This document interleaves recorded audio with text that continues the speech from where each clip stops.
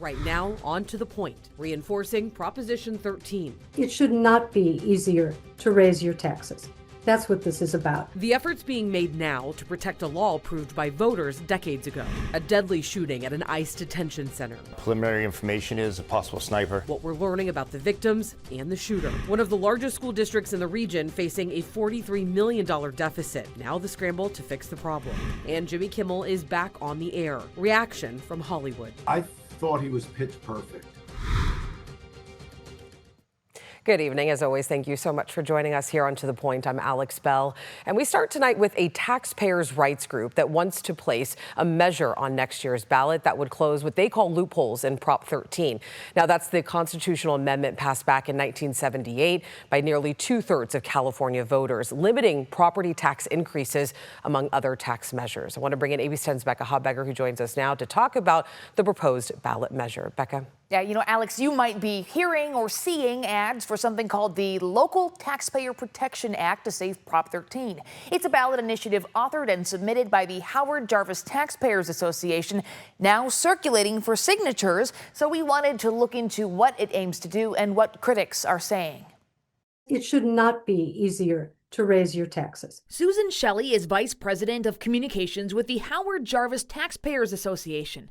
Howard Jarvis was a man who helped lead the 1978 campaign to pass Proposition 13, which his Taxpayers Association says has saved Californians hundreds of billions of dollars over the decades. The idea of Prop 13 in 1978 was the taxes on real estate were getting completely out of everyone's control. As values went up, people were taxed a statewide average of 2.67% of the market value of their property every year as a condition of keeping it. That's completely unaffordable. Jarvis's Prop 13 aimed to cap property tax rates and limit annual increases in a property's assessed value, except for when sold, among other measures. Howard Jarvis collected the signatures to put this measure on the ballot. And in doing so, he said, I don't want them to be able to raise all your other taxes once this passes. So it has provisions in it that make it harder to raise other taxes. Not impossible, just tougher. It passed and amended the state constitution. Over the years, Shelley says court decisions have made it easier for cities to raise taxes. In doing so, she says courts have eroded parts of Prop 13, creating what the Howard Jarvis Taxpayers Association calls loopholes. That's why the association submitted what it calls the Local Taxpayer Protection Act to save Prop 13. It aims to do two things, which Shelley says are already part of Prop 13, require any local taxes for a special purpose to receive a 2/3 voter majority in order to pass. Currently, such citizen tax initiatives can pass with a simple majority, courts have said, and prohibit cities from imposing real estate transfer taxes beyond the 0.11% cap imposed by Prop 13. The measure would also, 2 years after passing, repeal any taxes that don't meet these requirements. Various taxes that are costing Californians billions of dollars a year, and they're unconstitutional. They hope to get it on the November 2026 ballot, but the California Attorney General's office assigned this initiative the title Limits Ability of Voters to Raise Revenues for Local Government Services, Initiative Constitutional Amendment. The Legislative Analyst's Office is the California Legislature's nonpartisan fiscal and policy advisor. It conducted a fiscal impact estimate report for this initiative, which says, in part, the measure would result in the annual loss of up to a couple of $2 billion in existing revenues to local governments, and in future years could result in lower revenues to local governments because the measure would make it harder for them to increase or approve new taxes. So I reached out to the League of California Cities to get their take on this. A spokesperson said the organization does not yet have a position on the initiative. I asked the Howard Jarvis Taxpayers Association how they respond to concerns over this loss of revenue for cities. The existing transfer taxes that cities have enacted that would be repealed by this measure do not get repealed for 2 years. So they have 2 years to adjust the spending or find a constitutional tax increase that voters will approve. According to the California Secretary of State's office, the Howard Jarvis Taxpayers Association has until February 25th to gather the required nearly 875,000 signatures in order to qualify it for the November 2026 ballot. Alex. All right, Becca, thank you so much. Well, the man suspected of shooting into the ABC 10 building last Friday is set to appear in both federal court and Sacramento Superior Court tomorrow. And just moments ago, ABC 10 went to the Sacramento County Jail to request an interview with Anibal Hernandez Santana. He declined and referred us to his attorney, who said, quote, "I'll ask him tonight," end quote. Now, this is the second time that we've made a request for an interview. ABC 10 will have complete coverage of Hernandez Santana's court appearances tomorrow. And Jimmy Kimmel was back on his late night television show just last night here on ABC 10. Kimmel was emotional as he defended freedom of speech and thanking his supporters on both sides of the political aisle. It takes courage for them to speak out against this administration, and they did, and they deserve credit for it. And thanks. For telling their followers that our government cannot be allowed to control what we do and do not say on television, and that we have to stand up to it. Kimmel was not on the air nationwide, though. Two companies that own ABC stations, Sinclair Broadcasting and Nexstar, are still preempting the show. ABC 10 is owned by Tegna and is airing Jimmy Kimmel Live at 11:30 p.m. Meanwhile, Hollywood director Rob Reiner reacted today to Kimmel's first night back on the air. He pointed out some things that I thought were very important to point out, which is mentioning that Charlie Kirk's wife was, forgiving, and that this was the Christian way. Jimmy's a Christian, and I thought that was, it was the right thing to do. And he also was funny.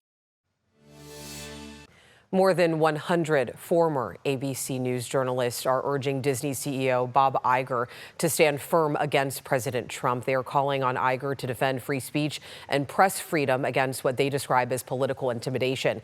The letter was first drafted when ABC suspended Jimmy Kimmel Live last week, but the revised version commended Iger for bringing Kimmel back on Tuesday. The signees went on to say that Disney has the responsibility to stand firm in the defense of democratic values, writing the First Amendment is not negotiable. Well, Governor Gavin Newsom is in New York this week. Today, he joined former President Bill Clinton for a fireside chat at the Clinton Foundation annual Clinton Global Initiative meeting. Clinton asked Newsom about how California was faring following devastating wildfires.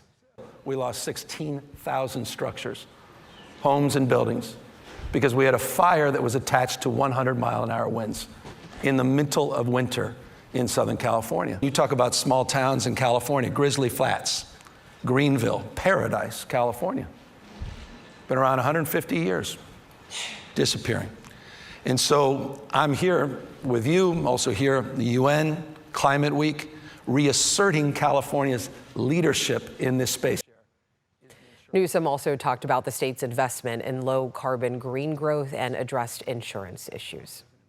All right, still a lot of news to get to, so still head on to the point. Shots fired at an ICE facility in Dallas. The FBI calling it targeted violence. And a shocking deficit rocks the Sacramento City School District. Teachers demand accountability and fear that cuts could hit close to the classroom. Big change in our weather pattern over the past 24 hours. Showers, thunderstorms, as well as much cooler weather. Talking about this flipping of our weather pattern. But first, another headlines tonight. Definitely a well-orchestrated event that requires a lot of investigation on the back end. Several suspects are still on the run following an armed robbery in broad daylight in San Ramon. Police say nearly 25 people were involved in the robbery, where they stole nearly $1 million worth of merchandise. At least 3 were armed with guns. 7 people were caught and arrested. California could soon ban cat declawing. More than 20 years ago, West Hollywood became the first city in the country to outlaw the practice. Lawmakers approved a bill that would make the ban statewide, with exceptions only for serious medical issues. The bill passed with bipartisan support and is now on the governor's desk. And Camp Mystic is set to reopen in Texas after last July's deadly flooding. 27 young campers and counselors died in devastating floods that hit the Texas Hill Country. Camp Mystic leaders said that they are implementing new safety protocols, including moving cabins away from dangerous floodplains. Well, what a difference a day makes. Today at least looked a little bit more like fall after all of yesterday's heat. Some morning clouds hanging over the state capitol today, but still absolutely beautiful outside. Let's get things over to Chief Meteorologist Monica Wood. Oh, I think this gets people kind of anxious for the big rain events to start heading our way. Today we are going to see some spotty showers as well as thunderstorms all the way through the overnight hours. We've predominantly been seeing that in the East Bay communities as well as through the mother lode. This will continue in this fashion overnight tonight. Low pressure system just kind of spiraling its way off the coast will continue to make its way inland as we head into the overnight hours. Again, continuing with the risk of thunderstorms all the way through tonight and early tomorrow. Then that will shift to the Sierra. So we are going to see that low kind of take the active weather east, but measurable rain is in our forecast. Today we saw a nice drop in temperatures into the 80s to near 90 in the valley after widespread upper 90s and 100s yesterday. 70s along the coast and through much of the foothills. 70s and 80s as well for this year. Now here's a look at the focus area for tomorrow for those thunderstorms. It's going to be right around Highway 50 and then through the central Sierra. And that's just because of the position of that low pressure system. It will spiral its way inland for tonight. So with that counterclockwise circulation, you can see, especially through the northern San Joaquin Valley, right about midnight until early tomorrow morning, we're going to see some areas of showers, even some thunderstorms. Some of that trying to press its way towards the capital region by early tomorrow. And then again, the focus will be in the central Sierra, particularly around Yosemite. Get a little bit of a break then into our Friday forecast, but we are right back at it by early next week. This low has the potential to bring us our first measurable rain since last spring. Highs for tomorrow will be in the 70s for the high country, 70s and 80s down low. We're in the 60s along the coast. Again, those clouds starting to clear as we head into tomorrow. 80s inland as we head towards the capital region. Slight chance of those morning showers and then clearing for the afternoon. Moving on to our extended forecast, we get a little bump up in temperatures on Friday. Highs in the mid 90s, but then back into the 80s for the first weekend of fall. And there's our chance for showers. Highs in the 70s. All right, Monica. Right after the break, the deadly shooting at an ice field office in Dallas. What we're learning about the victims and suspect, as well as the messages left behind. And President Donald Trump calls off meetings with top Democrats just days before a potential government shutdown. How both sides are spinning the blame as the funding deadline draws near. And at least one person is dead and two are injured after a shooting at a U.S. Immigration and Customs Enforcement field office in Dallas. Now, authorities say the gunman is also dead from a self-inflicted gunshot. Reporter Ivan Rodriguez has the latest from Dallas tonight for us. There were shots fired at our Dallas field office. Right now, preliminary information is a possible sniper. Several agencies are investigating a deadly shooting at an Immigration and Customs Enforcement facility in Dallas.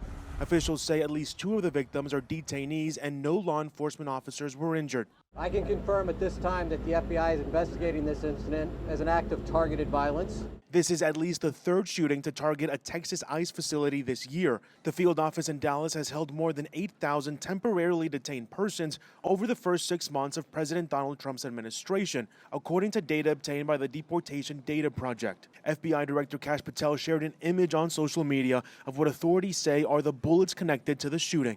Early evidence that we've seen from rounds that were found near the suspected shooter contain messages that are anti-ICE in nature.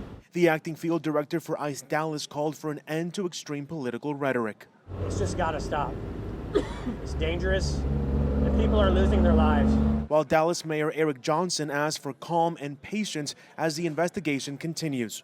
There's still a lot of unanswered questions, and I want to encourage all of you to exercise a little bit of restraint and allow them to do their job.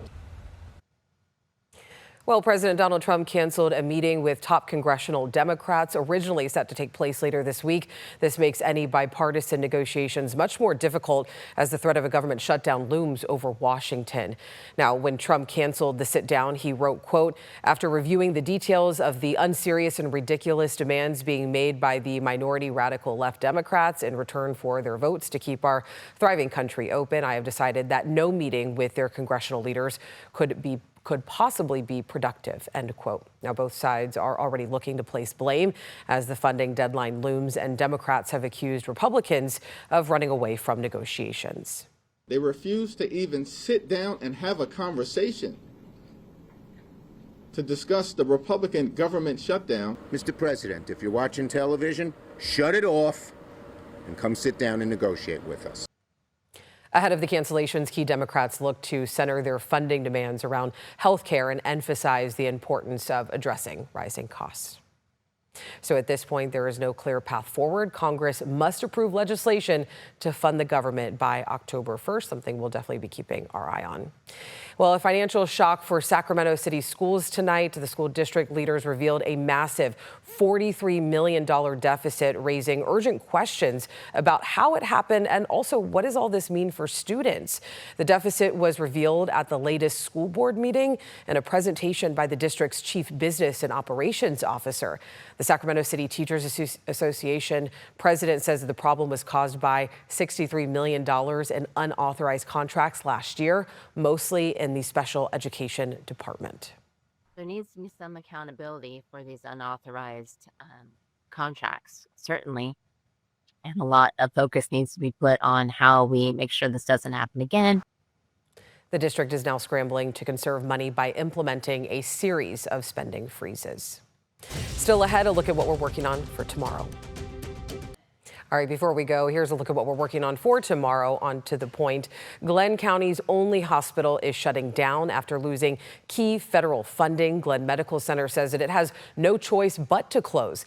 Now, for many residents, that means that the nearest ER will now be a 30 to 40-minute drive. They are just deciding to crack down on things.